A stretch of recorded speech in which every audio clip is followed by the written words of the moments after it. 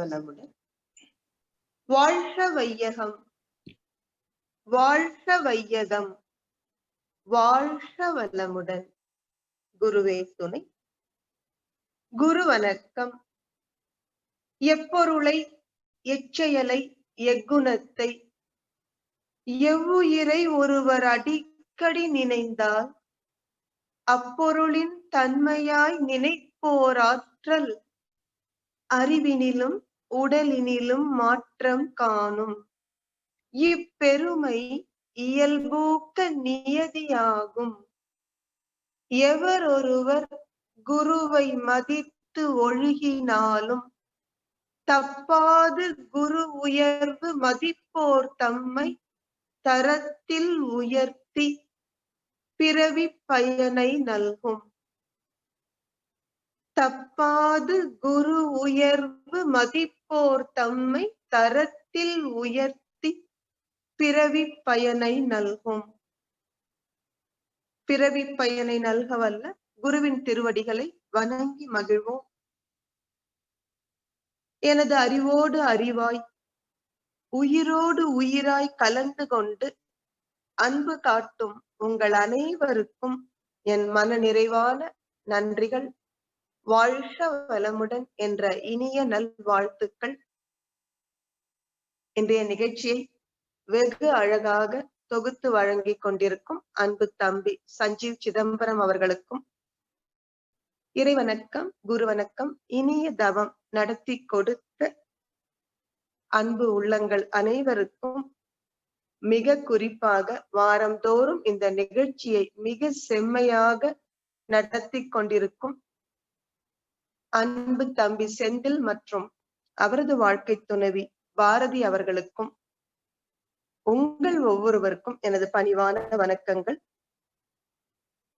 என்னை பொறுத்த வரைக்கும் இந்த நாள் மிக மிக புனிதமான ஒரு நன்னாள்.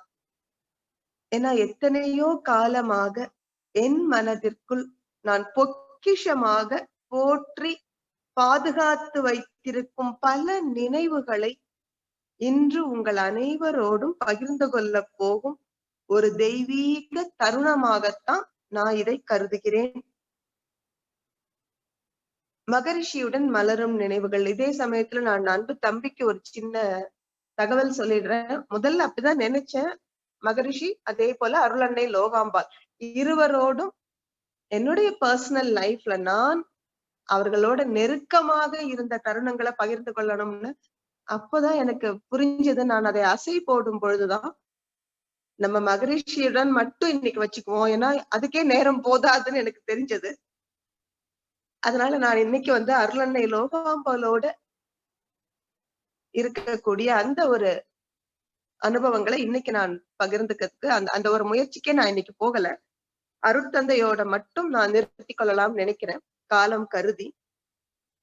நிச்சயமா வேண்டுமானால் நாம் இன்னொரு நாள் அருளன்னை லோகாம்பாளோடு அனுபவங்கள்னு தனியா கூட ஒரு நாள் நம்ம பேசுவோம்.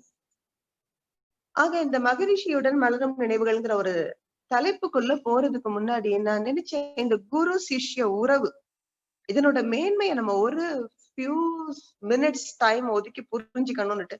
ஏன்னா என்ன சொல்றாங்கன்னா, India's priceless gift to the whole world is this guru shishya relationship அப்படிங்கிறாங்க. நீங்க பாருங்க, உலகம் முழுவதும் இப்படி ஒரு தொடர்பு. நம்ம எத்தனையோ உறவுகளை பத்தி பேசுறோம். இன்னும் சொல்ல போனா இந்த உறவுகள்ல இனிமையா வச்சுக்கிறதுக்கு தான் ஒவ்வொரு நாளும் நம்ம போராட்டமே நடத்த வேண்டி இருக்கு. ஆனால் இந்த தேசம், அதனாலதான் மேக்ஸ் முல்லர் அழகா சொன்னார், இந்த உலகம் முழுவதையும் நான் என்னோட வீடுன்னு நினைச்சா அந்த வீட்டில் பூஜை அறையாக மதிக்கப்படும் தகுதி ஒரே ஒரு நாட்டிற்குத்தான் உண்டு, அது புனிதமான பாரத தேசம் என்று. அப்ப இந்த தேசத்துல பாத்தீங்கன்னா பல ஆண்டுகளுக்கு முன்பு மக்கள் வாழ்க்கையை வாழ்வதற்கு போராடி கொண்டிருந்த சமயத்துல அந்த சர்வைவல் அதுலயே அவங்க தடுமாறிட்டு இருந்தப்போ இவங்க அந்த பீக் ஆஃப் ஹியூமன் நாலேஜ், அந்த பெர்ஃபெக்ஷனை போய் தொட்டுட்டாங்க. அதனாலதான் வேத காலத்திலே பாத்தீங்கன்னா பல ஆயிரம் ஆண்டுகளுக்கு முன்பே நம்ம உபநிடதங்களுக்கு அந்த உபனிஷத், இந்த சான்ஸ்கிரிட் வேர்டுக்கே என்ன அர்த்தம் தெரியுங்களா? சிட்டிங் நியர் அப்படின்னு தான் அர்த்தம் சொல்றாங்க. அப்போ ஒரு குரு கிட்ட உட்கார்ந்து அந்த குருகுல கல்வியில ஒரு சீடர்கள் அவருடைய நெருக்கத்துல அவருடைய அண்மையில நேரடியாக அவரிடமிருந்து அறிவை பெற்று கொண்டார்கள். இந்த குரு சிஷ்ய உறவு ஏன் மிக மிக புனிதமாக நம் தேசத்தில் போற்றி பாதுகாக்கப்பட்டதுன்னா, அதுவும் உங்களுக்கு தெரியும், அவங்க அழகா வாழ்க்கையை பிரிச்சிருப்பாங்க. பிரம்மச்சரியம், கிரகஸ்தம், வானப்பிரஸ்தம், சந்நியாசம் என்று. நம்முடைய குருநாதர் அருட்தந்தை அழகா தமிழ் படுத்திருப்பாங்க. இளமை நோன்பு, இல்லறம், அகத்தவம், தொண்டு என்பதாக. அப்போ இந்த இல்லறத்திற்குள் நீங்க அடியெடுத்து வைப்பதற்கு முன்பாகவே இளமை நோன்பு காலம் என்பது ஒரு குருவினிடம் நேரடியாக ஒரு சீடன் அவர் அருகில் அமர்ந்து கற்றுக்கொண்ட பாடங்கள். அந்த பாடம் முடிச்சுதான் அவர் இல்லறத்துக்குள்ள என்ட்ரு ஆகுறதுக்கே தகுதி. அதத்தான் அந்த காலத்துல அழகா சிம்பாலிக்கா அவரை ரெப்ரசென்ட் பண்ணுவாங்க. அந்த பிரம்மச்சரிய பீரியட் எல்லாம் பாத்தீங்கன்னா அது டோட்டலி ஷேவன் ஹெட், தலை முழுவதுமாக சிரைக்கப்பட்டு இருக்கும். அந்த குழந்தைகள் பாத்தீங்கன்னா அந்த மொட்டை தலையோட தான் இருப்பாங்க குருகுலத்துல கல்வி கற்றுக் கொண்டிருக்க ஒரு காலத்துல. அப்போ அருட்தந்தை வேடிக்கையா சொல்லுவாங்க, அந்த குருகுல கல்வி முடிச்சு இவர் வாழ்க்கையை தொடங்கணும், திருமணம் பண்ணணும் அப்படின்னாக்கா, அப்ப திடீர்னு முடி வளருமா, இவன் குடும்பத்துக்குள்ள என்ட்ரு ஆகுறான் அப்படின்னு சொல்றதுதான் குடும்பி என்ற சொல் தான் பாத்தீங்கன்னா பின்னாடி ஒரு 4 முடிய வச்சு ஒரு குடுமி போட்டு, அது என்ன அடையாளம் அப்படின்னா இவனுடைய பிரம்மச்சரிய காலம், இளமை நோன்பு நிறைவடைந்து இவன் இல்லறத்திற்குள் அடி எடுத்து வைக்கிறான், இனி குடும்பமாக வாழப் போகிறான். அவ்வளவு அழகா அதுக்கு தயார் செய்தாங்க. இந்த குரு சிஷ்ய உறவு இவன் இல்லறத்திற்குள் அடி எடுத்து வைத்து தனக்கான ஒரு வாழ்க்கை துணை, குழந்தைகள், இப்படி ஒரு குடும்பம் அமைத்து அந்த குடும்ப உறவுகளை இனிமையா வச்சுக்கணும்னா எவ்வளவு மதிநுட்பத்தோடு நம்ம பெரியவங்க முடிவு பண்ணியிருந்தாங்க. இந்த குரு சிஷ்ய உறவு மட்டும் சரியாக அமைந்து விட்டால் உலகின் எந்த உறவையும் உங்களால இனிமையாக வைத்துக் கொள்ள முடியும். உதாரணம், இப்போ எனக்கும் உங்கள் அனைவருக்கும் இருக்கிற உறவு சொல்லலாம். எவ்வளவு நெருக்கமாக நம்ம ஒருவரை நினைக்கும் பொழுதே அந்த அன்பு நம்ம உணர முடிகிறது. உங்க யாருக்கும் நான் எவ்வளவோ மைல்ஸ் தள்ளி இந்தியாவுல இருக்கேங்கிற ஃபீலிங் இல்ல, எனக்கும் அந்த ஃபீலிங் இல்ல. எனக்கு அந்த குழந்தைகளை பார்க்கும் பொழுது, பூர்ணாம்பிகையை பாக்குறப்போ, அக்ஷராவை பாக்குறப்போ உள்ளத்தில் இருந்து அந்த பேர் உவகைன்னு சொல்லுவாங்க பாருங்க, அப்படியே பொங்கி வரும் பொழுது என்னமோ அந்த குழந்தைங்களை நான் அப்படியே அணைச்சி என் மடியில உட்கார வச்சு அந்த பாட்டை கேட்டு ரசிக்கிற மாதிரிதான் தோன்றுகின்றது. இந்த டிஸ்டன்ஸ் ஒரு தடையாகவே இல்லை. இதற்கு என்ன காரணம்னா, நம்ம பெரியவர்கள் கண்டுபிடிச்சாங்க, இந்த குரு சிஷ்ய உறவு மட்டும் நமக்கு இனிமையாக அந்த முழு பரிமாணத்தோடு புரிந்து கொள்ள முடிந்தால் எந்த உறவையுமே நம்மளால இனிமையாக்கிக்க முடியும். இன்னும் சுலபமா இதை புரிஞ்சுக்கணும்னா, உங்களுக்கு உங்கள் சகோதர சகோதரிகளோட உறவு இனிமையா இருக்கும் என்றால் நீங்கள் வாழ்க்கை துணைவரோடும் இனிமையாக வாழ முடியுங்கிற கேரண்டி கிடையாது. எல்லாரும் ஆச்சரியப்படுவாங்க. எனக்கு தெரிஞ்சு ரொம்ப நல்ல பொண்ணுங்க, யார கேளுங்க எங்க சொந்தக்காரங்கள்ல அந்த பொண்ணை பத்தி ஒரு குறை சொல்ல முடியாது. ஆனா என்னமோ தெரியல, கணவரோட மட்டும் அந்த பொண்ணால ஒரு அட்ஜஸ்ட் பண்ணி போக முடியல. அதே போல அந்த பையனை பத்தி சொல்லுவாங்க, தங்கங்க பையன், ஆனால் என்னமோ தெரியலங்க அந்த பொண்ணுக்கும் இவனுக்கும் ஒத்து வர மாட்டேங்குது.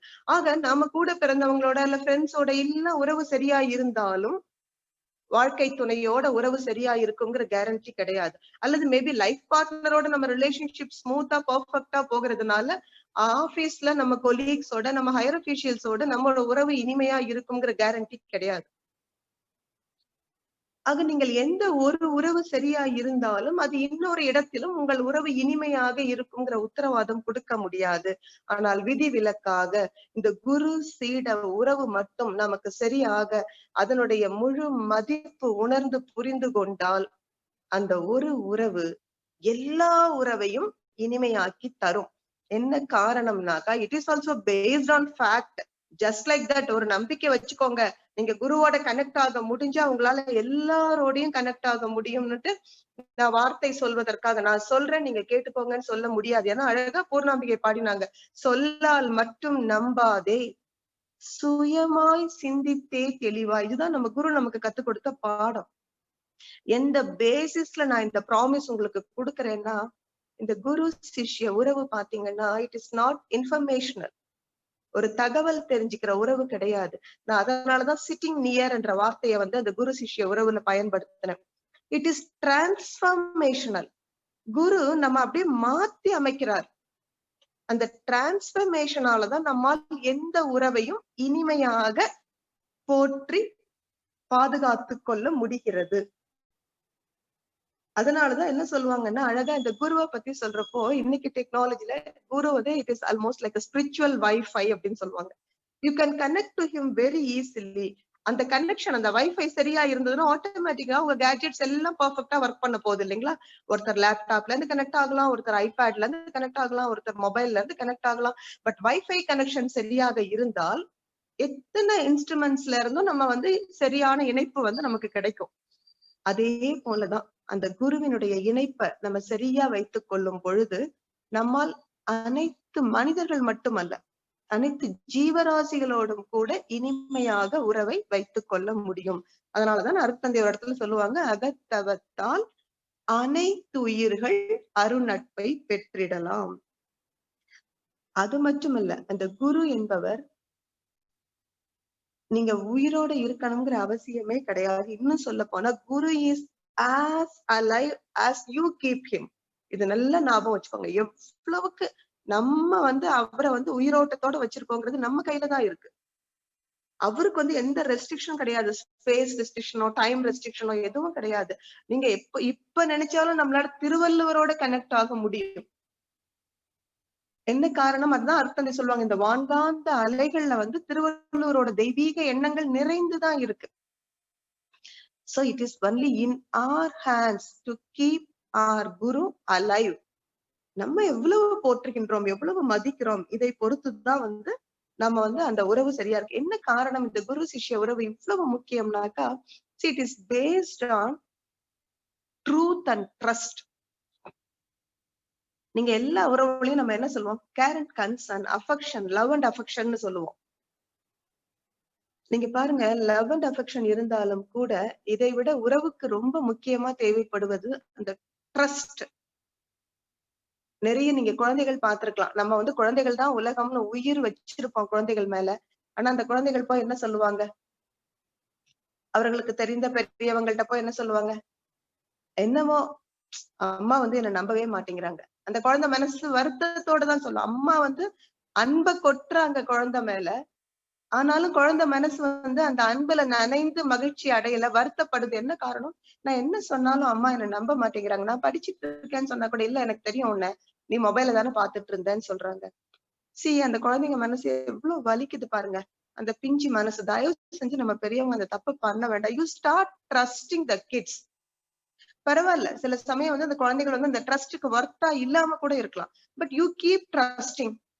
நிச்சயமா ஒரு நாள் அந்த குழந்தைங்க வந்து ஃபீல் பண்ணுவாங்க, ஐயோ என் அம்மா அப்பா என் மேல எவ்வளவு நம்பிக்கை வச்சிருக்காங்க, அந்த நம்பிக்கைக்கு உகந்தவங்களா நான் நடந்துக்கணுங்கிற எண்ணம் குழந்தைகள் மனசுல இயல்பா வரும். இந்த குரு சிஷ்ய உறவுலதான் நம்ம அதை முழுமையா கத்துக்க முடியும். Truth and trust. குரு பாத்தீங்கன்னா முழுமையாக அதுல ரொம்ப கேர்ஃபுல்லா இருக்கணும்.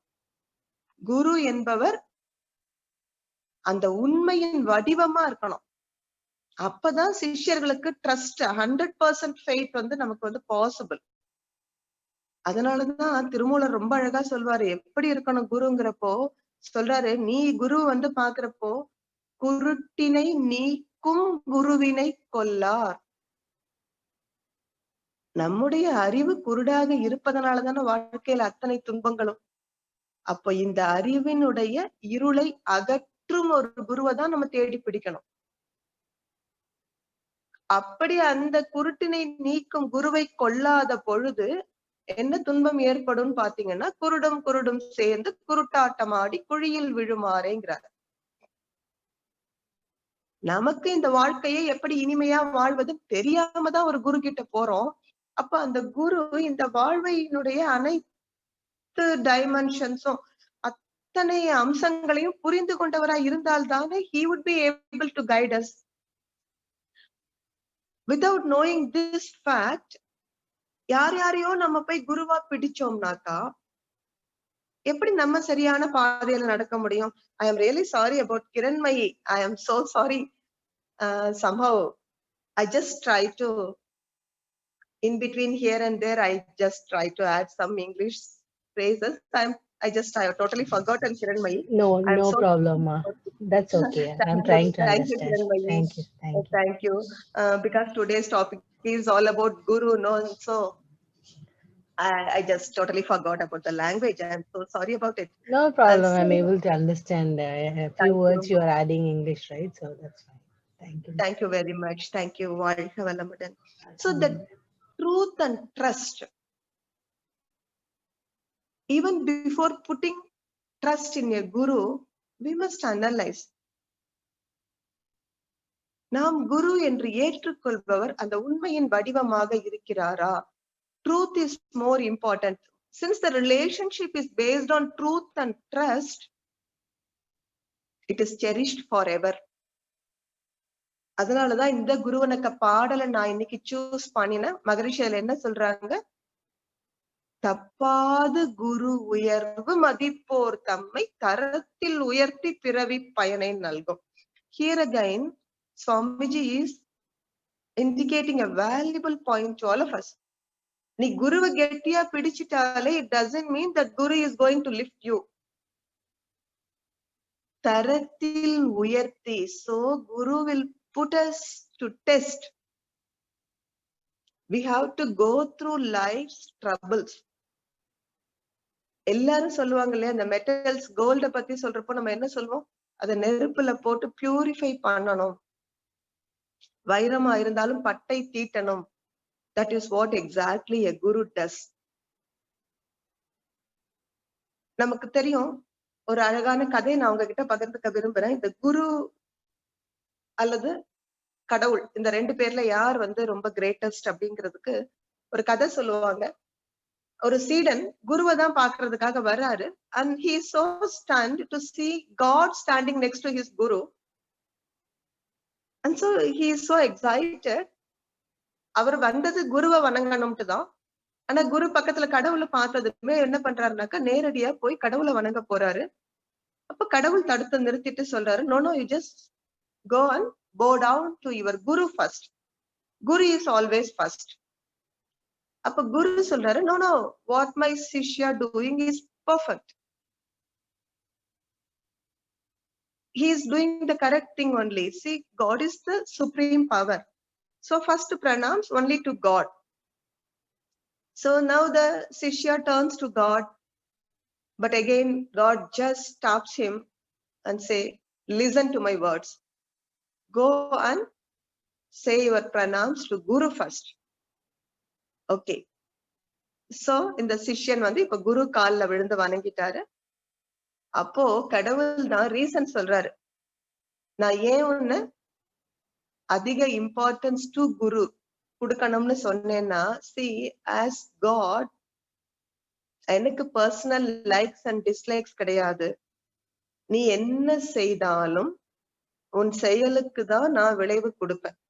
அதனாலதானே பகவத்கீதையில கிருஷ்ண பரமாத்மா அழகா சொல்லுவாங்க, அர்ஜுனா, உனக்கு செயல் செய்யத்தான் அதிகாரம் உண்டு, செயலின் விளைவில் உனக்கு எப்போதும் எவ்வித அதிகாரமும் இல்லை என அறி. You know for sure that you can never have any rights over the fruits of your action. All you can do is concentrate or focus on your deeds. அப்ப செயல்ல தான் நமக்கு இருக்கு அதிகாரம், விளைவுல நமக்கு பலன் கிடையாது. அப்ப இறைவன் சொல்றான், நான் உன் செயலுக்கு தக்க கூலியை கொடுப்பேன், அவ்வளவுதான். நீ நல்லா படிச்சேன்னா எக்ஸாம்ல நல்ல மார்க் வாங்குவேன், சரியா படிக்கலைன்னா அதற்கேற்ற மாதிரிதான் இருக்கும். நல்லா நம்ம அக்கறையா தவம் செய்தோம்னாக்கா நாளுக்கு நாள் நம்ம தூய்மை அடைந்து நம்முடைய ரிலேஷன்ஷிப் எல்லாத்தையும் ஸ்மூத்தா வைத்துக்குவோம். இல்லைன்னா ஒவ்வொரு நாளும் நமக்கு ஏன் எனக்கு மட்டும் இப்படி ஆகுதுங்கிற ஒரு கொஸ்டின் வந்துட்டுதான் இருக்க போகிறது. சோ இறைவன் கரெக்டா கூலி கொடுப்பாரு. அதனாலதான் குர்ஆன்ல ஒரு ஃபேமஸ் ஸ்டேட்மெண்ட் இருக்கும், நாம் மறுமை நாளில் மிக துல்லியமான தராசுகளை பயன்படுத்துவோம், கடுகத்தனை நன்மையும் கணக்கில் எடுத்துக் கொள்ளப்படும், கடுகத்தனை தீமையும் கணக்கில் எடுத்துக் கொள்ளப்படும். சோ கடவுளுக்கு பாரபட்சம் கிடையாது, ஒரு தனிப்பட்ட கருணை. இத மகரிஷி ரொம்ப அழகா அப்படி ஃபியூ லைன்ஸ்ல சொல்றாரு பாருங்க, இறைநிலைக்கு கருணை என்பது ஏது, இறைநிலை உணர்ந்து கொண்டோர்க்கே கருணை உண்டும் பார். இறைவன் அது சுத்த வெளி, அந்த இடத்துல போய் நீங்க கருணையை எதிர்பார்க்கவே முடியாது. செயலுக்கு விளைவுதான். அங்க 2 + 2 = 4 மேத்தமெட்டிக் ஃபார்முலா மாதிரிதான். ஆனால் குரு கடவுள் சொல்றாரு எவ்வளவு கருணையாளர் என்றால், நம்ம எவ்வளவு தவறு செய்தாலும் நமக்கு தானே தெரியும் நம்ம உண்மையில யாருன்னு. ஒரு மாதிரி அருட்தந்தை கிட்ட பர்சனலா கேட்டாங்க ஆலியார்ல. அப்பதான் சுவாமிஜி வந்து ஒவ்வொரு ஆசிரியரையும் உருவாக்க ஆரம்பிச்சாங்க. அப்ப கூப்பிட்டு அவர் எல்லாத்தையும் சொல்வாரு. டாக்டர் கே வி அனந்த நாராயணன்லாம் ரொம்ப சீனியர் மேன். நிறைய பேருக்கு நீங்க அவரை பத்தி கேள்விப்பட்டிருக்கீங்களான்னு கூட தெரியாது. அவர் அப்பவே வந்து மெடிக்கல் காலேஜ் டீனா இருந்தாங்க. மகரிஷிப்பால ஈர்க்கப்பட்டு அப்படி சொல்லுவாரு சுவாமிஜியை பத்தி மிக உயர்வாக. அப்ப வந்து டாக்டர்லாம் நீங்க பேசணும் அப்படின்னு சொல்லி சுவாமிஜி சொல்றப்ப கூட டாக்டர் சொன்னாரு, சுவாமிஜி எனக்கு என்ன மெடிக்கல் காலேஜ்ல டீச் பண்ண சொன்னீங்கன்னா டீச் பண்ணுவேன். இந்த பிலாசபி எல்லாம் டீச் பண்ண தெரியாது. இல்ல உங்களால முடியும். இப்படி ஒவ்வொருவரையா தட்டி கொடுத்து டாக்டர் நீங்க பேசுங்க, உங்களால முடியும். நம்ம லக்ஷ்மணன் ஐயா, டாக்டர் என்ஏபி, கேபி, இப்படி எல்லாரையும் மகரிஷி வந்து கேஜி சாமி ஐயா, என்னுடைய அப்பா, சித்தப்பா, இப்படி ஒரு திருக்குறள் காளியப்பன் ஒரு ஐயா இருந்தாங்க. சோ மெனி பர்சன்ஸ் சுவாமிஜியே தட்டி கொடுத்து என்கரேஜ் பண்ணி உருவாக்கிக்கிட்டு இருந்த காலம் அது. அப்போ ஒருத்தர் கேக்குறாரு சுவாமிஜி கிட்ட, சுவாமிஜி என்ன மாறாய்தல் பேசி முடிச்சிட்டு மகரிஷியோட அறையில உட்கார்ந்துட்டு, சுவாமிஜி நான் தான் இன்னைக்கு என்ன மாறாய்தல் பேசினேன். ஆனா எனக்கே உண்மையில ரொம்ப வெக்கமா இருக்கு. இந்த எண்ணம் ஆராய்தல் தத்துவத்தை நீங்க எப்படி கொடுப்பீங்க? என்னால உண்மையில வந்து நானும் எவ்வளவோ முயற்சி செய்து எவ்வளவோ புத்தகங்கள் படிச்சு பேசிய பொழுதும் கூட ஸ்பான்டேனியஸ் ஃப்ளோன்னு சொல்லுவோம் பாத்தீங்களா? அப்படியே உங்க உள்ளுணர்வுல இருந்து வர்றதுல 1% கூட என்னால கொண்டு வர முடியல. எப்படி சுவாமிஜி நீங்க சகிச்சுக்கிறீங்க? How is it you are able to tolerate all of us? அப்ப சுவாமிஜி சொன்னாங்க, நான் எங்கெங்க உங்களை பாக்குறேன், உங்களுக்குள்ள இருக்கிற அந்த இறை நிலையத்தானே பாத்துக்கிட்டு இருக்கேன். அப்போ மகரிஷி நம் யாரையுமே மனிதர்களாக பார்க்கல. நம்மை பார்க்கும் பொழுது அவருக்கு என்ன தோணுது? The whole evolution of the divine, that supreme divine only has in the form of the person who is standing in front of me. இதுதான் மகரிஷியோட பார்வையா இருக்கு. அவர் நம்மை மனிதர்களாகவே பார்க்கல, அந்த இறைவனின் பிரதிபிம்பங்களாகத்தான் பாக்குறாங்க. அப்போ இப்படிப்பட்ட குரு தானே கடவுளை விட மேன்மையானவர். அப்போ மகரிஷிக்கு நம்முடைய குற்றங்கள், குறைகள், பிழைகள் தெரியல. அவர் என்ன செய்யறாரு? 1000 தவறுகள் செய்தாலும் one day he is going to become, or he is going to reveal his true nature of divinity. ஒவ்வொரு மனிதனுக்குள்ளும் மறைந்திருக்கும் அந்த தெய்வத்தன்மையை ஒரு நாள் இல்ல ஒரு நாள் அவன் வெளிப்படுத்த போகிறான். இன்னைக்கு வேண்டுமானால் சாதாரண மனிதனாக குற்றங்குறைகள் உடையவனாக இருக்கலாம். அப்போ மகரிஷிக்கு இன்னைக்கு நம்ம செய்யற தப்பு தென்படுறது இல்ல அவர் கண்ணுக்கு. அவருக்கு என்ன தெரியுதுன்னா நமக்குள்ள இருக்க அந்த இறை, அந்த டிவைன், அந்த சுப்ரீம் நேச்சர், இது புரிஞ்சதுனாலதான் ஒரு குரு எவ்வளவு மோசமான மனிதரையும் மாற்றுகின்றார். இதுக்கு 2 குயிக்கான ஒரு எக்ஸாம்பிள் நான் சொல்லணும்னாக்கா, ஒன்று வந்து உங்களுக்கு தெரியும், வால்மீகி. இன்னைக்கும் வந்து ஆதி கவி என்று நம்ம போற்றுகின்ற வால்மீகி ஆரம்பத்தில் திருடரா இருப்பாரு. நாரத முனிவர் தான் அவருக்கு குருவாக இருந்து உபதேசம் கொடுத்து வந்து அதன் பிறகு அவர் அவ்வளவு ஒரு உயரத்துக்கு வராரு. அப்போ அந்த குரு என்ன நினைக்கல, நீ திருடன்னா அதற்கு உரிய வந்து அதுக்கு ஒரு கதை கூட சொல்லுவாங்க. But for want of time அந்த கதைக்குள்ள போகல. டைம் இருந்தா நம்ம இன்னொரு நாள் அதை பேசுவோம். அந்த ஒரு திருடன் வந்து அவர் அலட்சியப்படுத்தி ஒதுக்காமல் நாரத முனிவர் என்ன செய்யறாரு? அவருக்கும் உபதேசம் கொடுத்து ஒரு கவியாக உயர்த்த முடிந்தது. அதே போல நீங்க புத்தரோட வாழ்க்கை வரலாறுல பாத்துக்கலாம். அங்குமாலிங்கிற ஒரு திருடன், புத்தர் என்ன பண்ணுவாரு? ஒரு காட்டுல அவன் வசித்து ரொம்ப அட்டகாசம் பண்ணிட்டு இருப்பான். எல்லா மக்களும் பயந்து நடுங்குவாங்க. சோ புத்தர் வந்து அந்த காட்டுக்குள்ள போகிறப்போ எல்லாரும் சொல்லுவாங்க, தயவு செஞ்சு நீங்க அதுக்குள்ள போகாதீங்க, அந்த அங்குமாலி வந்து உங்களோட உயிருக்கு வந்து ஒரு ஆபத்து கொடுத்துருவான்னு சொல்லிட்டு, புத்தர் இல்ல நான் போறேன் பாத்துக்கலாம் அப்படின்னு போறப்போ அவன் வந்து பயங்கர அட்டகாசத்தோட எதிரில வந்து நிப்பான். பெரிய ஒரு கத்திய வேற வச்சுட்டு, எவ்வளவு துணிச்சல் இருந்தா என்னுடைய அதிகாரத்திற்கு உட்பட்ட இந்த காட்டுக்குள்ள நீ வருவ தைரியமா அப்படிங்கிறப்ப புத்தர் சிரிச்சுட்டே, உன்னால என்ன பண்ண முடியும் பண்ணு அப்படின்னு. அவனுக்கு அதுவே ஒரு பெரிய அதிர்ச்சியை கொடுக்கும். யாராலையாவது அவன்கிட்ட எதிரில முதல்ல நிக்க முடியாது, நடுங்குவாங்க. அதுதான் ஒரு குருவினுடைய greatness. Guru can say that to any person. அவன் எவ்வளவு மோசமான கொள்ளைக்காரனா இருந்தாலும் புத்தரால அவனோட சிரிச்சிட்டு சொல்ல முடிஞ்சது. ஏன்? அவர் அவனை மனிதனா பார்க்கல. மகரிஷி சொன்ன மாதிரி அவனும் அந்த இறைவனது பிம்பம். இந்த பார்வை இருந்ததுனால இட் இஸ் ஆல் அபவுட் அவர் perspective. It is not about the other person. So Buddha சொல்றாரு, என்ன பண்ண முடியும்? அவன் சொல்றான், எவ்வளவு பெரிய கத்தி கையில வச்சிருக்கேன் பாக்குறேன், பார்த்த இல்லன்ட்டு. அவர் சொல்றாரு, உன்னால ஆஃப்டர் ஆல் இந்த மர கிளைய வெட்ட முடியுமா? நீ என்ன வெட்டுறேன்னு சொல்றியே, என்ன வெட்டுறது அப்புறம். முதல்ல இந்த மர கிளைய வெட்ட முடியுமா பாரு. அவனுக்கு பயங்கர ரோஷம், கோபம் வந்துருச்சு. இதோ பாரு ஒரு நொடியிலன்னு சொல்லிட்டு வெட்டி காட்டுறான். அப்ப புத்தர் சொன்னாரு அடுத்தது, சரிப்பா வெட்டிட்ட, இப்ப அந்த மர கிளைய எடுத்து ஒட்ட முடியுமான்னு பாரு. அவன் திகைச்சு போய் நிக்கிறான். அப்ப குரு சொன்னாரு, அழிவு வேலைங்கிறது சுலபம். ஆனால் உன்னால இந்த மரம் இந்த கிளை உருவாக்குறதுக்கு எத்தனை காலம் பொறுமையாக இந்த ப்ராசஸ் நடந்திருக்கும். நீ அழிச்சிட்ட ஒரு நிமிஷத்துல. அப்பதான் ஏதோ ஒண்ணு. அதுதான் நம்ம சொல்றோம் பாத்தீங்களா, divine is present in every one of us. So அந்த இறை சக்தி அவனுக்குள்ள விழிக்குது. அவன் கால்ல விழுந்து என்ன சீடனா ஏத்துக்கோங்க அப்படின்னு சொல்றான். அதன் பிறகு குருவினுடைய ஆசிரமத்துல முறைப்படி சீடன் ஆகிறான்ங்கிறது புத்தர் வரலாற்றுல நடந்த ஒரு சம்பவம். இது நமக்கு என்ன காட்டுதுன்னு பாத்தீங்கன்னா, இதுதான் குருவின் அளவற்ற கருணை. அதனாலதான் ஒரு குரு கடவுளை விட ஒரு படி மேலாக மதிக்கப்படுகிறார். அதனாலதான் மகரிஷி அவ்வளவு தெளிவா சொல்றாங்க, தப்பாது குரு உயர்வு மதிப்போர் தம்மை தரத்தில் உயர்த்தி பிறவி பயனை நல்கும். நம்ம சரியாக குருவின் திருவடிகளை பிடித்துக் கொள்ளும் பொழுது பிறவி பயனை நமக்கு கொடுக்க முடியுது. அது ரொம்ப அழகா நான் ஒண்ணு படிச்ச ஒரு இது, நீங்க கூட கேள்விப்பட்டிருக்கலாம். அந்த யூரோப்ல வெரி ஃபேமஸ் பினான்சியர்ஸ் கம் பேங்கர்ஸ், பேரன் ராட்ச் சைல்ட் அப்படின்னு சொல்லுவாங்க. இந்த early 20th century நீங்க ஈவன் யூடியூப்ல போய் பாத்தீங்கன்னா தெரியும். அவங்களோட வெல்த் அப்ப பில்கேட்ஸ் நம்பர் 1 பில்லியனரா இருந்தப்போ, உலகின் முதல் கோடீஸ்வரராக இருந்த பொழுதே பாத்தீங்கன்னா, இந்த பேரன் ரோத்சைல்டோட வெல்த் மோர் தென் 5 times பில்கேட்ஸோட வெல்த் அப்படின்னு சொல்லிட்டு ஒரு கால்குலேஷன் ஒண்ணு சொன்னாங்க. ஆஸ்திரியன் கிங் அவருக்கு ராயல் ஸ்டேட்டஸ் கொடுத்தாரு. அதே போல இவங்க பிரிட்டன்ல குவீன் விக்டோரியாவும் ராயல் ஸ்டேட்டஸ் கொடுக்குறாங்க. அந்த அளவுக்கு ஒரு புகழ் பெற்றவங்களுக்கு வித்தியாசமான திங்கிங் வரும். அவர் என்ன நினைக்கிறாரு, தன்னோட பேலஸ் முழுக்க ராயல் ஸ்டேட்டஸ் வந்தாச்சு, பேலஸ் முழுக்க தன்னோட போட்டோஸ் வச்சு டெக்கரேட் பண்ணணும்னு நினைக்கிறாரு. சோ டிஃப்ரெண்ட் போசஸ்ல அவர் ஒரு மிலிட்டரி மேனா இருக்க மாதிரி, தென் ஹார்ஸ் ரைடிங்ல, ஹண்டிங்ல, இப்படி வேரியஸ் பிக்சர்ஸ். திடீர்னு ஒன் ஃபைன் மார்னிங் அவருக்கு ஒரு வித்தியாசமான தாட் வருது. ஒரு பெக்கர் மாதிரி என்னோட ஒரு போட்டோ இங்க மாட்டணும் அப்படின்னு நினைக்கிறாரு. சோ இம்மிடியேட்டா அதை செயல்படுத்துறதுக்காக ஒரு ஆர்டிஸ்ட கூப்பிடுறாரு. அவர் என்ன சொல்றாருன்னா, இந்த பிரான்ஸ்ல ஒரு ஒரு ஒரு டெரிலிக் ஸ்ட்ரீட், மனிதர்களே அதிக நடமாட்டம் இல்லாத மாதிரி ஒரு ஸ்ட்ரீட்டை தேர்ந்தெடுத்து இந்த பேரன் கையில ஒரு பெக்கிங் பவுல் வச்சுட்டு ஒரு போட்டோ போஸ் கொடுத்துட்டு இருக்காரு. அவருக்கு எதிரில other side of the road இந்த ஆர்டிஸ்ட் இருந்து அவர் அப்படியே பார்த்து ஸ்கெட்ச் பண்ணிட்டு இருக்காரு.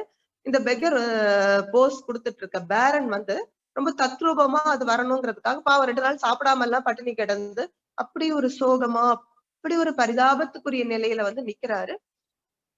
அந்த சமயம் ஒரு பாசர் பாய் போறவர் பாக்குறாரு. இந்த பெக்கரை பார்த்தாக்கா he seems to be so pathetic. இந்த பாசர் பாய் என்ன பண்றாரு, தன்னோட பாக்கெட்ல இருந்து ஒரு பிராங்க் எடுத்து அந்த பெக்கிங் பவுல்ல போட்டுடுறாரு. இந்த பேரனுக்கு எப்படி ஒரு இது இருக்கும் பாருங்க. ஹீஸ் அ பேரன், ஆனா அவருக்கு ஒருத்தர் ஒரு பிராங்க போட்டுட்டு போறோம் அப்படிங்கிறப்ப அவரு பட் நகரவும் முடியல. Because the other person is sketching him. So அவர் மெல்ல அப்படி கண் காட்டுறாரு அசிஸ்டன்ட்டுக்கு. அந்த அசிஸ்டன்ட்ஸ் ஃபாலோ பண்ணி போறாங்க. போயிட்டு இவரோட அட்ரஸ் என்னங்கறத கண்டுபிடிக்கிறாங்க. அதன் பிறகு இந்த போஸ் கொடுக்குற வேலையெல்லாம் முடிஞ்சு இந்த ஸ்கெட்ச் எல்லாம் உருவானதும் இந்த பேரன் சொல்றாரு, அவனுக்கு 100,000 franc ஒரு செக் வருது. இப்ப இந்த அசிஸ்டன்ஸ் கொண்டு போய் கொடுக்கறப்போ அவனுக்கு ரொம்ப ஆச்சரியம். எங்க இருந்து வருது இந்த 100,000 franc எனக்கு கிஃப்ட், எதற்காக எனக்கு இந்த பரிசு கிடைக்குது அப்படிங்கிறப்ப இவங்க சொல்றாங்க, see a couple of months ago நீ ஒரு பிராங்க் ஒரு பெக்கர் பவுல்ல போட்டியா? அப்ப அவன் சொல்றான், இது நான் எவ்ரி நவ் அண்ட் தென் செய்யற வேலை தானே, ஒருத்தருக்கு மட்டும் இல்ல நிறைய பேருக்கு செஞ்சிருக்கேன். அப்ப அவங்க சொல்றாங்க, அப்பா நிறைய பேருக்கு செஞ்சப்போ அவங்க எல்லாம் ரியல் பெக்கர்ஸ், ஆனா ஒரு முறை நீ போட்டது it's not a beggar's bowl, he is பேரன்.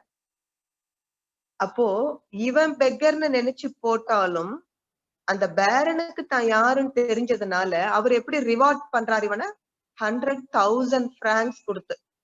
அதே போலதான் நம்ம குருவை நம்ம சில சமயங்கள்ல நான் இப்ப நெரேட் பண்ண போறேன் உங்களுக்கு.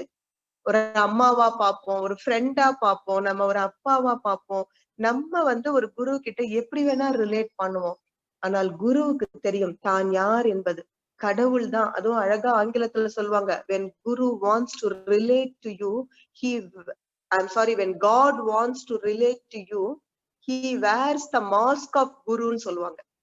கடவுள் எப்படி நம்ம கிட்ட வந்து பேசுவாருங்கிறீங்க, ஒரு குரு மூலமாகத்தான். அதத்தான் அருட்தந்தை அழகா ஒரு பாடல்ல சொல்லுவாங்க, என்னை யான் அறிய வேண்ட இறைவா என் குருவாய் வந்தாய். அப்ப இறைவனே தான் நமக்கு குருவாக வருகிறார். அப்போ அந்த இறை தன்மை உள்ள குரு என்ன பண்ணுவாரு, நம்ம வந்து அவரை எப்படி பார்த்தாலும் அவர் தவறாமல் நம்மை அந்த இறை தன்மைக்கு உயர்த்துவதில்தான் அவருடைய முழு கவனமும் இருக்கும். ஆக நிச்சயமாக குருவின் திருவடிகளை இறுக பற்றி கொண்ட ஒவ்வொருவருக்கும் அந்த இறை தன்மை உறுதி என்று சொல்லி, இப்போ நான் வேதாத்ரி மகரிஷியோட அனுபவங்களை நம்ம எல்லாருக்கும் இந்த மாதா பிதா குரு தெய்வம் என்பது வந்து ஒரு அரிச்சுவடி மாதிரி. It's so basic and so strongly ingrained in all our minds. அந்த ஒரு சென்டென்ஸ் வச்சுட்டு இந்த நாளாவும் நான் ரிலேட் பண்ணலான்னு இருக்கேன் நம்முடைய சுவாமிஜி. குயிக்கா மேபி another 20 minutesல. அப்போ 10 minutes வந்து உங்க டைம்ல நான் வந்து குறுக்கிடாமல் முடிச்சுக்கிறேன். முதல்ல வந்து ஒரு அம்மாவாக அருட்தந்தை வேதாத்ரி மகரிஷி வந்து நம்ம அருட்தந்தை என்று சொல்ல பொழுதும் வந்து அவர் தாயுமானவர். இத வந்து நான் உங்ககிட்ட ஷேர் பண்ணணும்னு நினைக்கிறேன். ஏன்னா ரொம்ப வந்து என்னோட பர்சனல் எக்ஸ்பீரியன்ஸ் மட்டும் இல்ல, நிறைய பேர் இது சொல்லியிருக்காங்க. உதாரணமா யூஎஸ்ல எல்லாருக்கும் வந்து தெரியும், நீங்க வந்து ஜெயந்தி அக்கா, ஜெயந்தி பாலச்சந்தர், ஏன்னா ஃபாரின் கண்ட்ரீஸ்ல வந்து வேதாத்திரியம் பரவுறதுக்கு வந்து விதைத்த பெருமைக்குரியவர்கள். அவங்க 2 பேரும் வந்து தங்கி அவர்கள் செய்த தொண்டெல்லாம் வந்து உண்மையில வந்து மகத்தான தொண்டு. அப்போ ஜெயந்தி அக்கா முதல் முறையாக வந்து அவங்க ஆலியார்ல வந்து தங்குறதுன்னு ஒரு முடிவு எடுத்து வந்த பொழுது அவர்களுக்கு வந்து கொஞ்சம் உடல் நலத்துல பிரச்சனை இருந்தது. அப்ப மகரிஷி கேக்குறாங்க அவங்கள பார்த்து, ஏமா, ஏன்னா ஆலியார்ல உங்க எல்லாருக்கும் தெரியும் காமன் கிச்சன், எல்லாருமே அங்க சமைக்கிற உணவை தான் சாப்பிடுவோம். அப்ப சொல்றாரு சுவாமிஜி அக்காவை பார்த்து, இந்த உணவுமா உன் உடல் நிலைக்கு சரி வராதுமா, நீ என்ன செய்யுமா, அந்த காட்டேஜ்ல கொஞ்சம் தனியா சமைச்சு சாப்பிடு. அக்காவோட கண்கள்ல இருந்து அப்படி கண்ணீர் வந்ததை நான் பார்த்தேன். ஏன்னா அவங்க சொன்னாங்க, அப்போ சுவாமிஜி நான் எங்க அம்மா கிட்ட வந்து சொல்லிட்டுதான் வந்தேன், நான் போய் ஆலியார்ல தங்க போறேன், சர்வீஸ் பண்ண போறேன்னுட்டு. அப்ப எங்க அம்மா கூட கேட்கல, ஏண்டி உனக்கு உடம்பு இப்படி இருக்கே, அந்த உணவு போய் நீ சாப்பிட போறியா, அங்க என்ன உணவு கிடைக்கும். மேபி அம்மா நினைச்சிருக்கலாம், அது ஒரு ஆசிரம வாழ்க்கை, அங்க கிடைக்கிற உணவு நிச்சயமாக தூய்மையான உணவு, அந்த உணவே பிரசாதமாகத்தான் இருக்கும். அதனால கூட அவங்க கேட்காம இருந்திருக்கலாம். ஆனால் எவ்வளவு கருணையோட சுவாமிஜி நீங்க வந்து, நீ தனியா சமைச்சுக்கோமா, அவர் வேணுமானா கூட இந்த உணவு சாப்பிட்டுக்கட்டும். ஒரு அம்மா தான் வந்து இப்படி, ஏன்னா எல்லாருமே சொல்லுவோம் இல்லையா, அம்மா தான் குழந்தை வயித்த பாப்பாங்க, அந்த குழந்தைக்கு வயிறு ஒட்டி போயிருக்கே, சாப்பிட்டானோ எந்நேரம் சாப்பிட்டானோன்ட்டு முதல்ல சாப்பிடுப்பா அப்படின்னு சொல்லுவாங்கன்னு சொல்லிட்டு, அது போல வந்து அருட்தந்தை வந்து நான் ஒரு என்னோட அம்மாவை தான் உங்கள பாக்குறேன்னுட்டு. அதே போல உங்க எல்லாருக்கும் தெரியும் ஆலியார் ட்ரஸ்டி வந்து நம்முடைய சின்னசாமியார் தான். அவங்களுடைய மனைவி அந்த என் குருநாதர்னா எல்லாருக்கும் தெரியும். என் குருநாதர் புத்தகம் எழுதின ஒரு மனோரமா சின்னசாமின்னு சொல்லிட்டு மனோ அக்கா சொல்லுவாங்க, அவர் ஜெயந்தி அக்காவுக்கு மட்டுமா அம்மாவா இருந்தாரு, நீ சொல்லு அருள், நம்ம எல்லாருக்கும் அவர் அம்மாவா தானே இருந்திருக்காரு. ஒரு தருணம் இல்ல ஒரு தருணம் நம்ம எல்லாரும் வந்து தாய் வீட்டுக்கு போகணுங்கிற எண்ணத்தை விட கூட, நமக்கு ஒரு துன்பம் ஒண்ணு இதுன்னா ஓடி வந்து சுவாமிஜியை பார்த்துட்டா போறோம், இதுதானே நம்ம தாய் வீடா நினைச்சோம். அவரும் சொன்னார், உங்களுடைய அத்தனை துன்பங்கள் பிரச்சனைகள் எல்லாத்தையும் கொண்டு இங்க கொட்டிட்டு, இங்க இருந்து மன நிறைவு, அமைதி, நிம்மதி இதெல்லாம் தாய் வீட்டு சீதனமா எடுத்துட்டு போங்கன்னு சொல்லிட்டு நம்ம எல்லாருக்கும் அம்மாவா இருந்தார். நான் மனோக்கா என்ன கேட்டாங்க ஒரு நாள், நம்மள யாரு அவருக்கு பொண்ணா இருந்தோன்னு சொல்லு நீ. உண்மையாலுமே எனக்கு அப்படியே சாட்டையில அடிச்ச மாதிரிதான் இருந்தது. யாருமே நம்ம செய்யலையே அந்த கடமைய.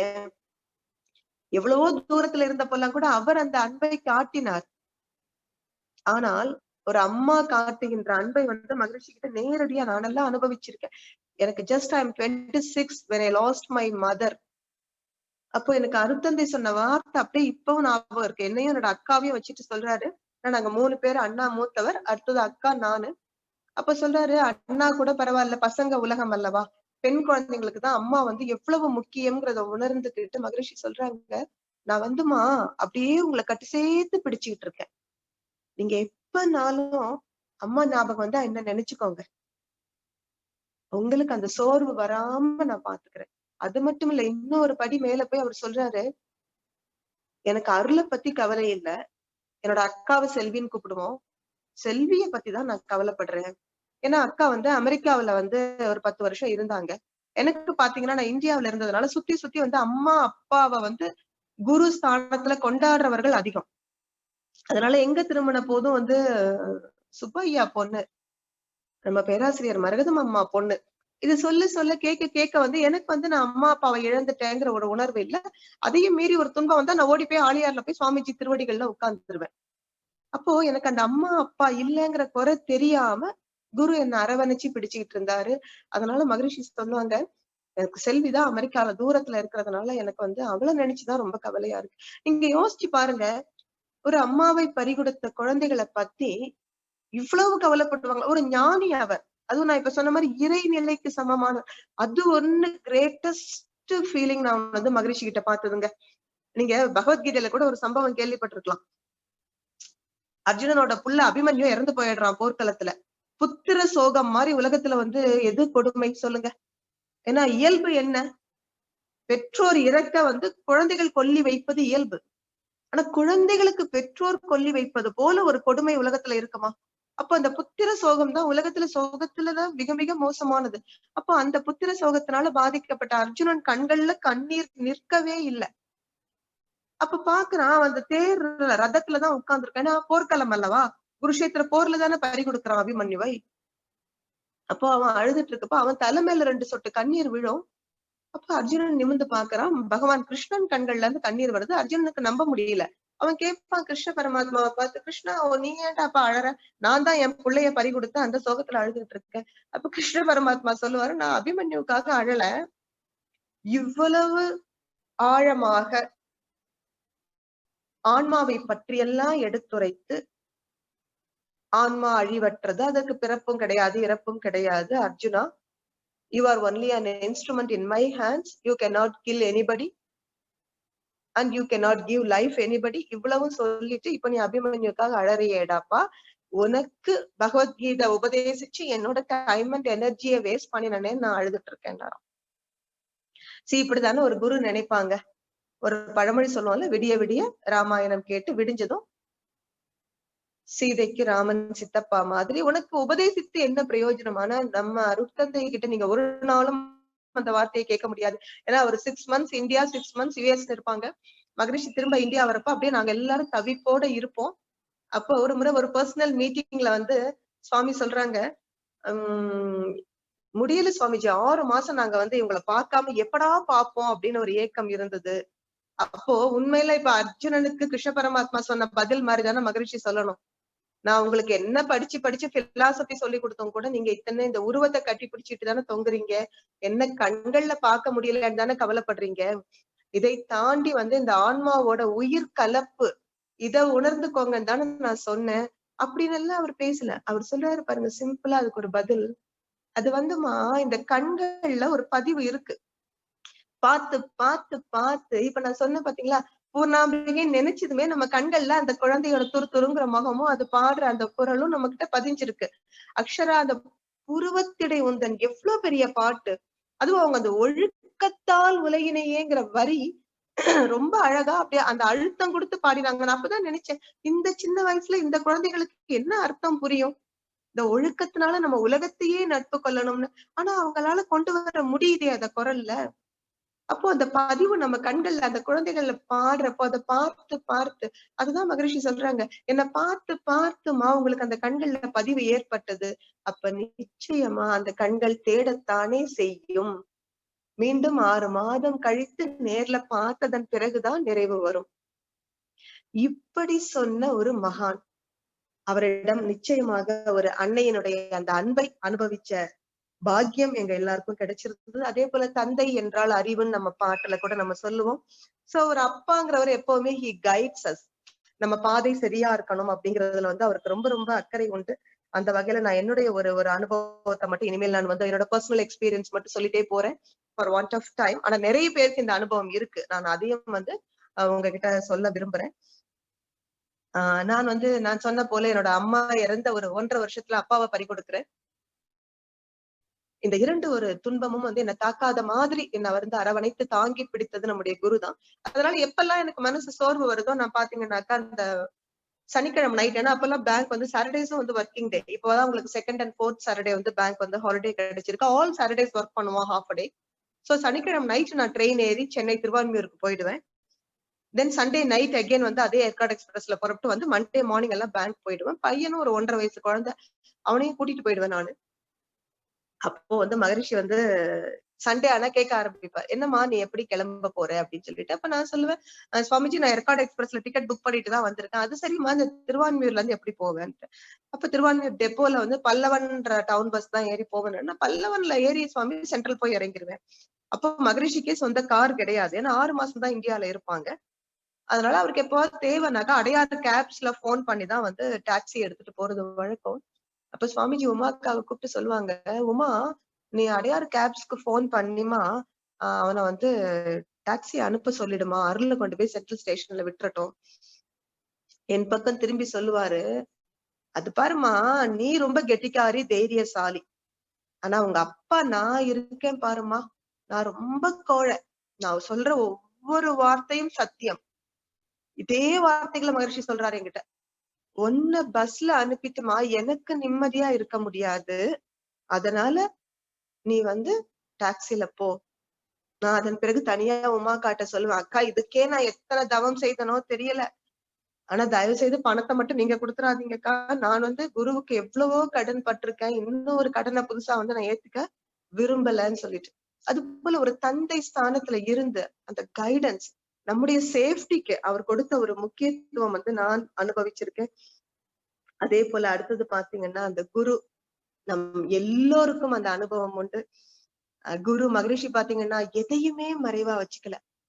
பிரம்ம ஞானம் உட்பட அந்த இறைவனே தான் நாம இருக்கிறோங்கிறத வந்து நம்ம புரிஞ்சுக்கணுங்கிறதுல அவர் காட்டிய ஆர்வமும் அக்கறையும். ஏன்னா அதுக்கு மகரிஷி சொல்லுவாங்க, நான் இருக்கிறப்பவே உங்களுக்கு எல்லாத்தையும் கொடுத்துடணும், எல்லாத்தையும் கொடுத்து நீங்க வந்து இந்த உரையை நிகழ்த்துறத நான் பார்த்து பூரிக்கணும். ஏன்னா நீங்க எல்லாரும் என் தோல் மேல ஏறி உட்கார்ந்துட்டு இந்த தத்துவத்தை ஆராய்ச்சி பண்றப்போ எனக்கு எட்டாத பிரபஞ்ச ரகசியங்கள் எல்லாம் உங்களுக்கு எட்டும் என்று சொன்ன ஒரு குரு மகான். ஏன்னா என்ன சொன்னாருன்னா, மத்த குரு எல்லாம் இப்படிதான் நினைச்சாங்க, அப்புறம் சொல்லிக்கலாம் அப்புறம் சொல்லிக்கலாம், சீடனுக்கு சரியான தகுதி வரட்டும். என்ன ரொம்ப அழகா சொல்லுவாங்க இல்லையா, unless otherwise the shishya is in the receptive level, how can a guru teach Brahma Vidya to a சிஷ்யான்னு சொல்லுவாங்க. அதுதான் மகரிஷி சொல்றாங்க, அந்த சீடனுக்கு வந்து தகுதி வரட்டும், சொல்லிக்கலாம் நினைச்சாங்க, அப்புறம் எல்லாம் மண்ணோட மண்ணா போச்சு. அந்த மூளை அந்த அறிவெல்லாம் சொல்லாமலே அந்த தப்ப நானும் செய்யக்கூடாது, நான் இருக்கும் பொழுதே வந்து நீங்க எல்லாம் தயார் ஆயிடணும், இந்த தத்துவத்துல தேர்ச்சி பெறணும் என்று சொல்லி ஒரு குரு பரம்பரையவே உருவாக்கி உலகம் முழுவதும் இந்த வேதாத்திரியம் பரவுவதற்கு வழிவகுத்தாரு. அந்த வகையில பாத்தீங்கன்னாக்கா அருட்தந்தை வந்து நம் எல்லோருக்கும் குருங்கிற எக்ஸ்பீரியன்ஸ் நம்ம எல்லோருக்குமே உண்டு.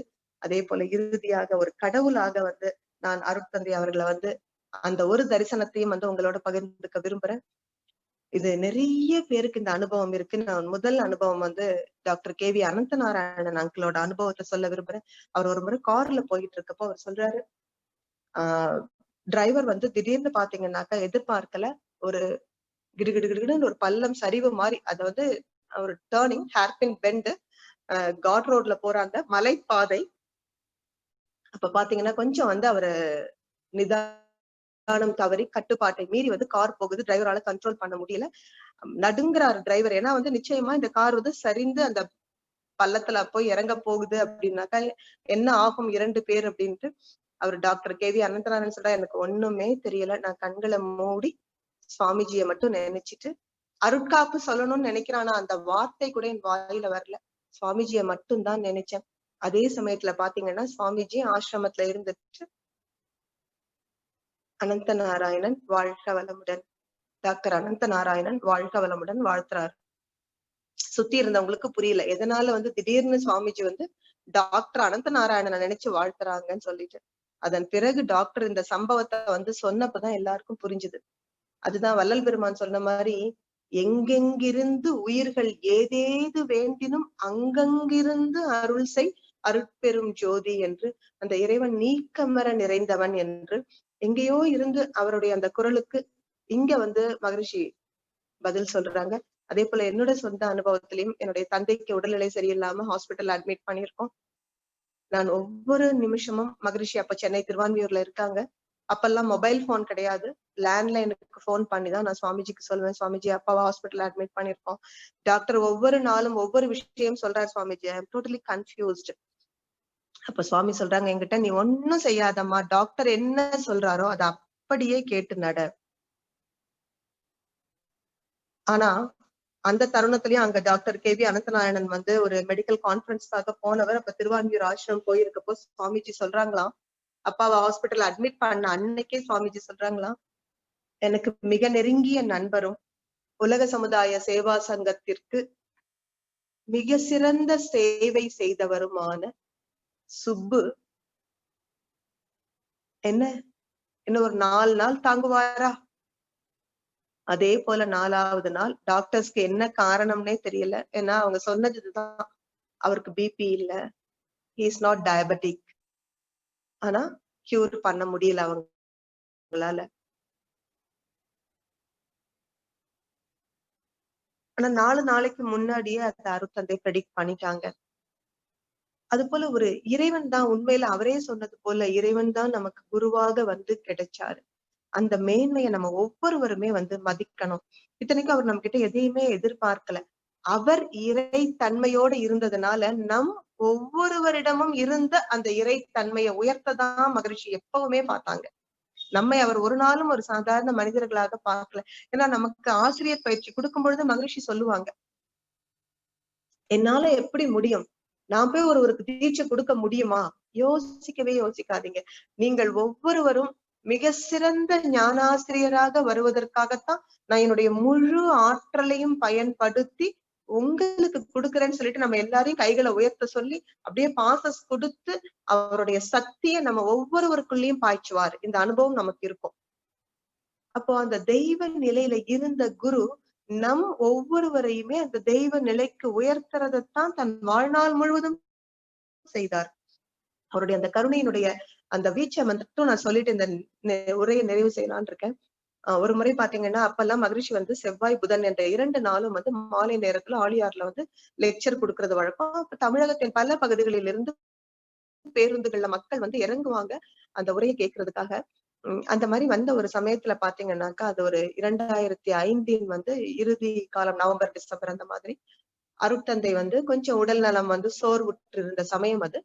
அப்போ ஒரு செவ்வாய்க்கிழமைகள்ல கூட்டம் வந்துட்டாங்க. அருட்தந்தைய வந்து டாக்டர் வந்து என்ன சொல்றாருன்னா, சுவாமிஜி உங்களுடைய உடல் நலம் வந்து இப்போ ரொம்ப சோர்வா இருக்கிறதுனால வந்து நீங்க போய் உட்கார்ந்து எல்லாம் வந்து லெக்சர் கொடுக்க முடியாதுன்னு சொல்லிட்டு, அருட்தந்தை சொல்றாங்க, இவ்வளவு மக்கள் வந்தாங்களே, அவங்களுக்கு ஒரு ஏமாற்றம் போயிடும் இல்ல, I just don't want them to be disappointed. ஆனால் டாக்டர் சொல்றாரு, உங்கள் உடல் நலம் இருக்கிற நிலைமையில வந்து நீங்க எழுந்து போக முடியாது. ஆழியார் பார்த்தவங்களுக்கு தெரியும், மகரிஷியோடைய இருப்பிடம் வந்து அந்த ஓங்கார மண்டபத்தினுடைய ஃபர்ஸ்ட் ஃப்ளோர். அப்ப சுவாமிஜி என்ன சொன்னாங்கன்னா, சரி அந்த ஆடிட்டோரியத்துல உட்கார்ந்திருக்க மக்களை எல்லாம் வந்து ஓங்கார மண்டபத்துக்கு முன்னாடி வந்து வர சொல்லுங்க. இவர் 2 பக்கமும் 2 பேர் நாங்க அவரை பிடிச்சிட்டு வெளியில கூட்டிட்டு வரோம். அவருடைய அறையில இருந்து அந்த பால்கனியில வந்து மகரிஷி மெல்ல அந்த தளர்ந்த கைகள் 2யும் உயர்த்தி வந்திருந்த மக்கள் எல்லோருக்கும் ஒரு ஆசிகள் வழங்கி, நீங்களும் உங்கள் அன்பு குடும்பமும் அருட்பேராற்றல் கருணையினால் உடல் நலம், நீலாயுள், நிறை செல்வம், உயர் புகழ், மெய்ஞானம் ஓங்கி சிறப்புற்று வாழ்க வளமுடன். அந்த குரல் மட்டும் அவ்வளவு கணீர்னு டாக்டரே ஆச்சரியப்படுறாரு. அவ்வளவு சோர்வான உடல்ல இருந்து அப்படி ஒரு கம்பீரமான ஒரு குரல் எப்படி வந்ததுன்னுட்டு வாழ்க்கை முடிச்சிட்டு மகரிஷிய அறைக்குள்ள அழைச்சிட்டு வந்துட்டோம். அப்ப எனக்கும் அங்க இருக்கிற வாய்ப்பு இருந்ததுனால நான் சொன்னேன், சுவாமிஜி இது எப்படி ஒரு கருணை, நான் நினைக்கிறேன் சுவாமிஜி, இந்த பாட்டு தான் எனக்கு அப்ப ஞாபகம் வந்தது, பால் நினைந்தூட்டும் தாயினும் சால பரிந்து என்று. இந்த உடல் நலம் கொஞ்சம் சீர்கெட்டு இருக்கு, அந்த சோர்வையும் மீறி நீங்க இந்த மக்களுக்கு வந்து நேரடியாக ஒரு தரிசனம் கொடுத்தது, இந்த கருணை வந்து வான் கருணை தானே சொல்லணும். அப்போ மகரிஷி என்கிட்ட சொன்ன வார்த்தைகள் பாருங்க, ஏமா என்கிட்ட என்னமா இருக்கு, நீங்க எல்லாரும் என்ன உயர்த்தி வைக்கிறத அதனாலதான் எனக்கு பெருமையே தவிர என்கிட்ட ஒரு பெருமையும் அல்ல. நான் உண்மையில நடுங்கி போயிருக்கேன். இந்த வார்த்தை என்னை யாராவது பாராட்டுறப்போ நான் மனசுக்குள்ள உண்மையில அப்படியே ஒரு நொடி குனிஞ்சு சுவாமிஜியோட பாதத்தை தொட்டுக்கிட்டு இருப்பேன். காதுகள் வேண்டுமானால் யார் என்ன சொல்ற வார்த்தையை கேட்கும். சத்தியமா என் மனசுக்குள்ள நான் அப்படியே மகரிஷியோட பாதத்தை தொட்டுக்கிட்டு இருப்பேன். ஏன்னா இந்த வார்த்தைகள் என் மனசுல அப்படியே ஒலிக்கும். இறைவன் தான் நமக்கு குருவா வந்தாருங்கிறது சத்தியமான உண்மையா இருக்கிறப்போ அந்த இறைநிலையே நம்ம கிட்ட என்ன சொல்றாருங்க, என்கிட்ட ஒரு பெருமையும் இல்லம்மா, நீங்கள் என்னை உயர்த்தி பாக்குறீங்க. அதனாலதானே கண்ணதாசன் சொல்வாரு, சிலை என்றால் அது வெறும் சிலை, தெய்வம் என்றால் அது தெய்வம். நம்ம பாக்குற பார்வையில தானே. நீங்க கல்லுன்னு பாத்தீங்கன்னா அது கல்லுதான். ஆனா கடவுள் அவர் என்னுடைய பிரார்த்தனைக்கு செவி சாய்த்து எனக்கு வரம் கொடுப்பார். இந்த நம்பிக்கை இருக்கும் பொழுது அவர் நிச்சயம் வரம் கொடுக்கிறார். அதைத்தான் மகரிஷி சொல்றாங்க. அப்போ நம்ம எப்படி பாக்குறோமோ அப்படித்தான் குரு நமக்கு அருள் செய்ய முடியும். நாம் அவரை கடவுளாக பார்க்கும் பொழுது நிச்சயமாக நமக்குள் இருக்கின்ற அந்த கடவுள் தன்மையை, அந்த தெய்வீகத்தை குரு வெளியே கொண்டு வரார். அதுதான் குரு நம்ம கிட்ட ஒவ்வொரு நாளும் வந்து he is putting us to various tests. எதுக்குன்னா to fine tune us, to purify us. So நமக்கு அப்படி ஒரு குரு வந்து கிடைச்சாரு. அதனால நான் உங்ககிட்ட சொல்லிக்க விரும்புறது எல்லாம் வந்து அந்த குருவினுடைய மதிப்பை நம்ம உணர்ந்து அவரை பின்பற்றி நடக்கும் பொழுதுதான் நம்ம இந்த பிறவி பயனை எய்த முடியும். அருட்தந்தையோட ஒரே ஒரு கவியை சொல்லி நான் முடிக்கிறேன். ஏன்னா அருட்தந்தைய அந்த கவிக்கு தலைப்பே பாருங்க, நீங்களும் இது போல் ஆகலாம்ங்கிறார். நம்மள அவர் ஒரு நாளும் சீடர்களாகவே பார்க்கல, அவருக்கு சமமாகத்தான் நம்மளை வச்சு பார்த்தாரு. நான் எந்த நிலையில இருக்கணும், நீங்களும் இது போல் ஆகலாம். ஒரு நீண்ட கவி, நேரம் கருதி கடைசி 4 வரியை மட்டும் நான் சொல்றேன். மகரிஷி சொல்றாங்க, முழு திறமை வளர்கிறது, கொடுப்பதன்றி கேட்பதில்லை, எதிர்பார்ப்பில்லை. எப்படி நான் வந்து யார்கிட்டயும் எதுவும் கேட்கறது இல்ல, கொடுக்கறத மட்டும் வைத்திருக்கணும், யார்கிட்டயும் எதையும் எதிர்பார்க்கலையோ, நீங்களும் இது போல் ஆகலாம். நீங்களும் யார்கிட்டயும் எதையும் எதிர்பார்க்காதீங்க. நீங்கள் எதிர்பார்க்காமல் இருப்பதனால உங்களுக்கு வர்றது ஒரு நாளும் வராமல் இருக்க போவதில்லை. You will certainly get what you deserve. Because it is providence, so it provides. அப்போ மகரிஷி சொல்றாங்க, முதிர்ந்து வரும் அறிவு. இப்படி எதிர்பார்ப்பு இல்லாமல் இருக்கும் பொழுதுதான் you will be able to reach that perfection of consciousness. சிவ காட்சி என் உள் உணர்ந்து நிறைவாய் உள்ளேன் அப்படிங்கிறாரு. அந்த இறைநிலை உணர்வை நம் ஒவ்வொருவருக்கும் முழு மனதோடு தந்த பெருமைக்குரியவர் குரு. எத்தனை ஜென்மத்துல நம்ம என்னெல்லாம் புண்ணியம் செய்தோமோ இப்படி ஒரு குரு கிடைப்பதற்கு. அந்த குருவின் திருவடிகளை பற்றி நாம் இந்த வாழ்வின் பற்றுக்களில் இருந்தெல்லாம் விடுபட்டு மேலோங்கி இறைநிலை உணர்வு பெறுவோம். அதற்கு எல்லாம் வல்ல இறையருளும் குருவருளும் நம் ஒவ்வொருவருக்கும் துணை புரிய வேண்டும் என்ற பிரார்த்தனையோடு இந்த சிந்தனையை நிறைவு செய்கிறேன். நன்றி, வணக்கம், வாழ்க வளமுடன். மன்னிக்கணும், ரொம்ப அதிக நேரம் எடுத்துட்டேன், மன்னிக்கணும். வாழ்க வளமுடன். வாழ்க வளமுடன். எங்களுக்கும் வந்து இந்த செஷன் ஏன் இப்ப டக்குன்னு முடிவுக்கு வருதுங்கிற மாதிரி தோணுதுமா. இன்னும் கேட்டுக்கிட்டே இருக்கணும் போல இருக்கு. நீங்க சொல்லும் போதெல்லாம் நாங்க அந்த இடத்துக்கு போயிட்டோம். நீங்க சொன்ன மாதிரி மகரிஷியுடைய கருணை, அந்த அந்த ஒரு கேபை புக் பண்ணிடணும்ன்றது முதற்கொண்டு நாங்களாம் அந்த இடத்துல அப்படியே இருக்கோம். உங்க மூலமாக நாங்க இந்த அனுபவங்களை கேட்டது எங்களுக்கு நிறைவுக்கு வந்துருச்சே, 9:20 ஆயிடுச்சு அப்படிங்கிறது தான் எனக்கு ஒரு தோற்றமா இருக்கு. கண்டிப்பா நேரம் இருக்கிறதுனால நம்ம செஷன் இது முடிக்க வேண்டியிருக்கு. ஓகேங்க, நான் இதுக்கு மேல பேசுறத இது பண்ணிட்டு மக்கள் உங்களுடைய கேள்விகள், உங்களுடைய இதை வந்து கேட்கலாம். கேளுங்க. நன்றி சஞ்சீவ், நன்றி. வாழ்க வளமுடன். வாழ்க வளமுடன்.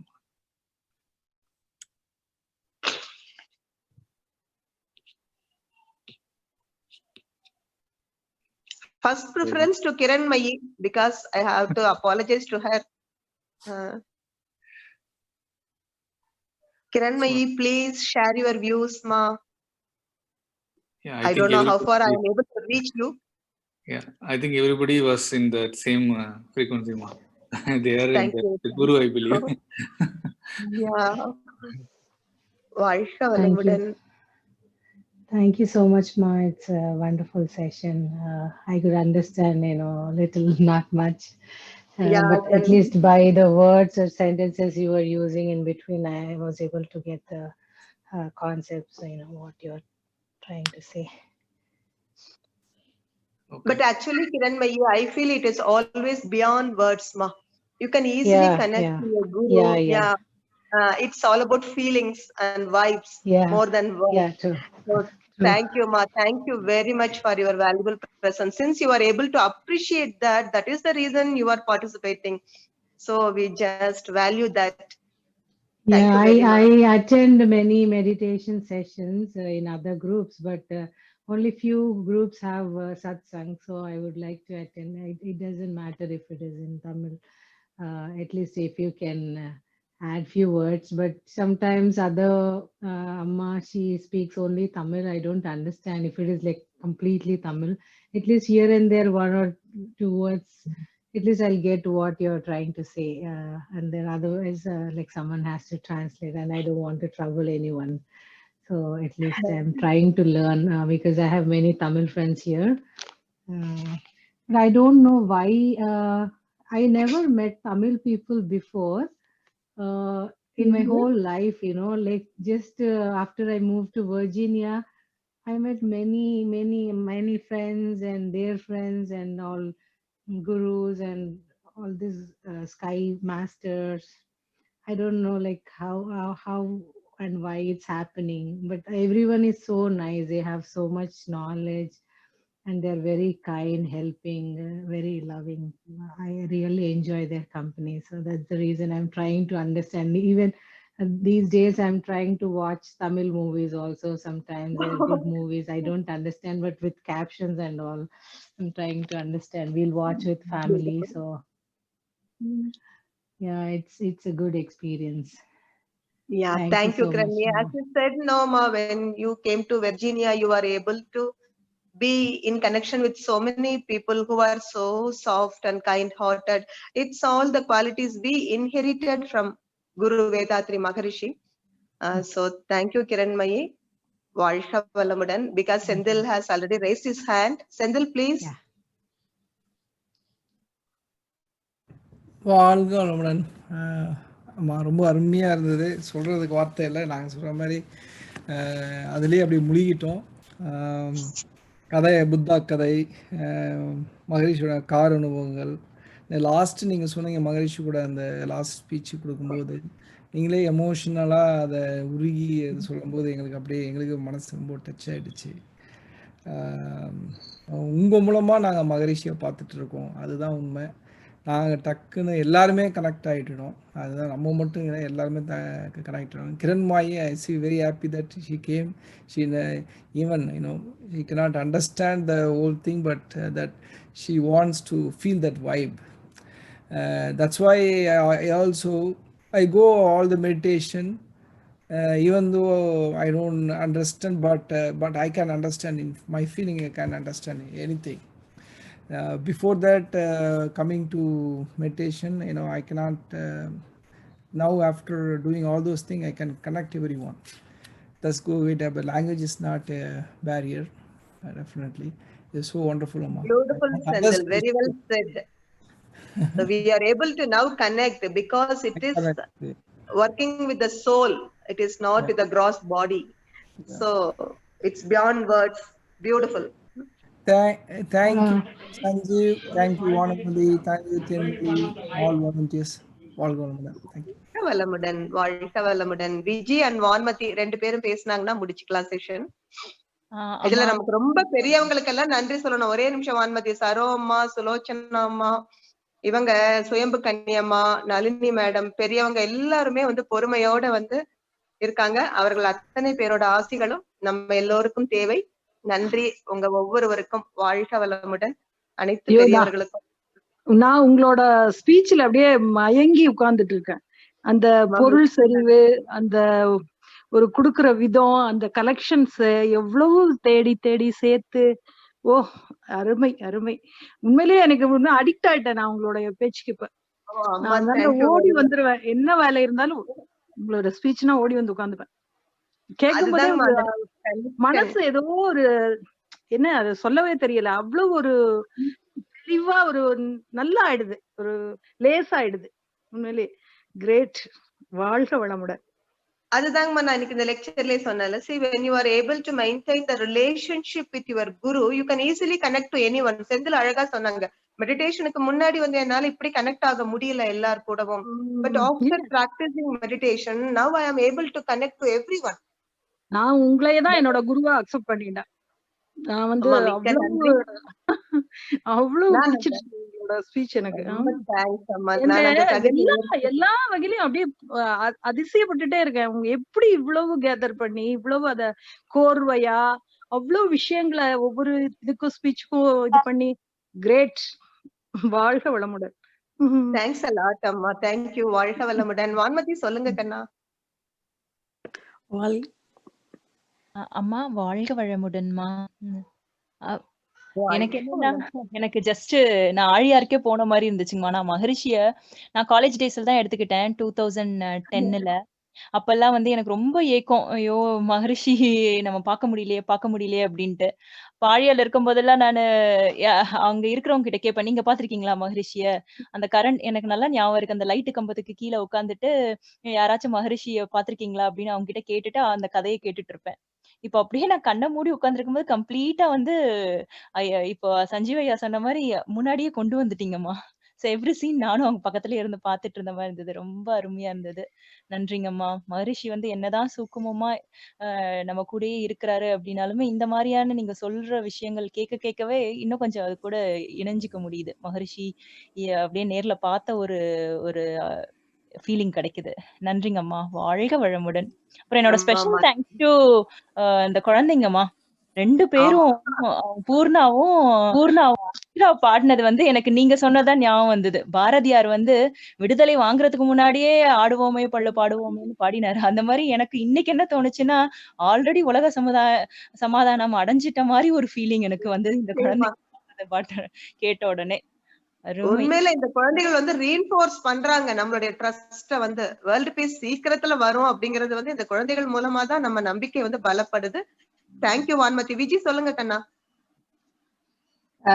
அம்மா அருள்செல்வி அம்மா வாழ்க வளமுடன். நான் ஸ்ரீலங்காவில இருந்து விஜயலட்சுமி மதுரை வீரன் பேசுறேன்மா. அம்மா வாழ்க வளமுடன் அம்மா. வாழ்க வளமுடன். நாங்க யூஎஸ்ல ஒரு சின்ன பொண்ணு விஜய் நினைச்சிட்டேன். ஐ அம் சோ சாரி அம்மா. வாழ்க வளமுடன். சொல்லுங்க அம்மா. எனக்கு ரொம்ப மகிழ்ச்சி இன்னைக்கு நீங்க எழுந்திருச்சது. ஐயோ நல்ல ஸ்பீச் அம்மா. நான் ஃபர்ஸ்ட் டைம் நான் இதை கேட்டேன். சரோம்மா என் அக்கா சரோ என்னை விடாது ஜாயின் பண்ணு. பியூட்டிஃபுல். தெரியுதானே? நல்லா இருந்துச்சம்மா. நல்லா மார்னிங் இத ஒரு ஸ்பீச் ஒண்ணு என்ன மாதிரி நீங்க கதைக்கிறீங்கம்மா. இவ்வளவு பேத்த அரவணைச்சுக்கிட்டு போறீங்கம்மா. பெரிய ஒரு கிஃப்ட் இதுல இணைஞ்சிருக்கிறவங்களுக்கு எல்லாம். மகரிஷி மாதிரியே தான் மகரிஷியே வந்து பேசின மாதிரி இருந்துச்சு. எனக்கு நிறைய விஷயம் இதுல நீங்க பேசினதுல நிறைய என் மனசுக்கு போச்சம்மா. இந்த இன மைண்ட் எப்படி இருக்கணும்னு சொல்லி நீங்க ஒரு நல்ல வார்த்தைகளெல்லாம் சூப்பர் அம்மா. நான் தொடர்ந்து இதுல வந்து ஜாயின் பண்ணுவேன் அம்மா. வாழ்க வளமுடன்.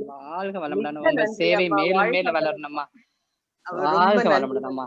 வாழ்க வளமுடன். வாழ்க வளமுடன். அம்மா சுயம்புக்கனி அம்மா நீங்க சொல்லுங்க. அதுக்கப்புறம் உலக நல வாழ்த்து போயிடலாம். வாழ்க வளமுடன் அம்மா. வாழ்க வளமுடன் அம்மா. வாழ்க வளமுடன். இப்ப ஒரு வாரமாவே குருவின் மேன்மை பேசுறதுக்காக தான் நேற்று இங்க மியாமி இதுல பேசினேன். இன்னைக்கு திருநெல்வேலியில பேசினேன். அதுக்காகவே ப்ரிப்பேர் பண்ணி அப்படி குருவோடவே ஒன்றி இருந்தேன். இன்னைக்கு திரும்பவும் அதே இது இன்னைக்கு காலையில ஸ்பீச் முடிச்சுட்டு இன்னைக்கு பேசவும் நீங்களும் அதையே சொன்னோன்னா அப்படி குருவையே பார்த்த மாதிரி அப்படி ஒரு ஃபீலிங் ஆகி அப்படியே உட்கார்ந்து இருக்கேன். நானும் குருவின் மேன்மையிலே இருந்து ஒரு வாரமா இன்னைக்கு குருவையே பார்த்த மாதிரி ஒரு ஃபீல் ஆயிட்டு என்ன பேசுறதுன்னு தெரியல. அந்த அளவுக்கு உங்க மூலமா குருவை வந்து நாங்க இன்னைக்கு நான் பார்த்துட்டேன். அந்த அளவுக்கு எனக்கு ஒரு உணர்ச்சி பூர்வமான ஒரு அனுபவம் கிடைச்சதுமா. மிக்க நன்றிமா. மிக்க நன்றி. நம்ம எல்லோரும் தாமா வந்து குருவை வந்து அப்படியே அலைவாவே வச்சுக்கணும்மா. நம்ம மனசுக்குள்ள வந்து அந்த உயிரோட்டத்தோடயே குருவை வச்சிருக்கணும். நம்ம அது நம்ம கையில தான் இருக்கு. வாழ்க வளமுடன்மா. ரொம்ப சிறப்பா இருந்தது. என்ன பேசுறதுன்னே தெரியல. அவ்வளவு ஒரு இதா இருக்கு. நல்ல ஒரு ஆனந்தமான ஒரு உணர்வு கிடைச்சது. அது ரொம்ப எனக்கும் அது புரிஞ்சிக்க முடியுதுங்கம்மா. வாழ்க வளமுடன். நன்றி. கண்ணா தேன்மொழி சொல்லுங்க. வாழ்க வளமுடன்மா. ரொம்ப அருமையான ஸ்பீச்சுங்கம்மா. இன்னும் கேட்டுட்டே இருக்கலாம் போல இருக்கு. இவ்வளவு சீக்கிரத்துல முடியுதுன்ற மாதிரி இருக்கு. நாங்க அப்படியே ஒரு படம் ஓடின மாதிரி ஆயிடுச்சு. நாங்க அங்க ஆலியாருக்கே போய் அங்க மகரிஷியே பார்த்த மாதிரி இருந்தது. ரொம்ப நிச்சயமா அருமையாங்கம்மா. அந்த கனெக்ஷன் தான்ப்பா that makes all the difference to our lives also. So let us be connected always. உங்க அனைவருக்கும் மிக்க நன்றி. ஏன்னா இதுல ரொம்ப பெருந்தன்மையா சரோ அம்மா, நளினி மாதிரி பெரியவங்க எல்லாம் கூட நேரம்